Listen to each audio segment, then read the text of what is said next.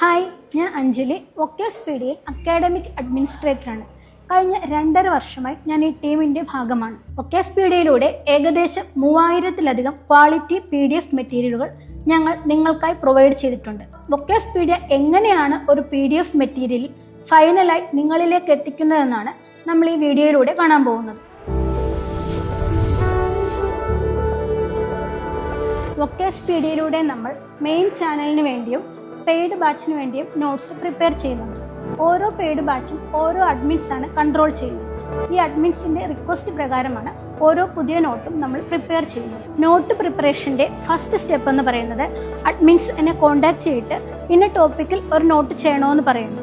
അപ്പോൾ ആ സബ്ജക്റ്റിൽ ആരാണോ എക്സ്പെർട്ട് ആയിട്ടുള്ളത് ആ ആളെയാണ് നമ്മൾ ആ നോട്ട് ചെയ്യുന്നതിന് വേണ്ടി ഏൽപ്പിക്കുന്നത്.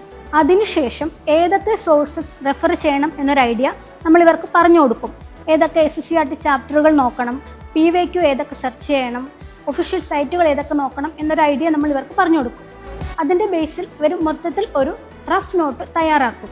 ഫസ്റ്റ് പ്രൂഫ് റീഡിന് ശേഷം നമ്മളിത് ഡിസൈൻ ടീമിനെ ഏൽപ്പിക്കുന്നു. ഡിസൈൻ ടീം വളരെ മനോഹരമായ കവർ പേജുകളും ആപ്റ്റായിട്ടുള്ള പിക്ചറുകളൊക്കെ ചേർത്ത് നോട്ട് വളരെ മനോഹരമായി ഡിസൈൻ ചെയ്യുന്നു. ഡിസൈനിങ്ങിന് ശേഷം ആരാണോ ഈ നോട്ട് ചെയ്തത് ആ ആൾക്ക് നമ്മളിത് വീണ്ടും വായിച്ചു നോക്കാനായിട്ട് കൊടുക്കുന്നു. ഇതിനെയാണ് സെക്കൻഡ് പ്രൂഫ് റീഡിംഗ് എന്ന് പറയുന്നത്.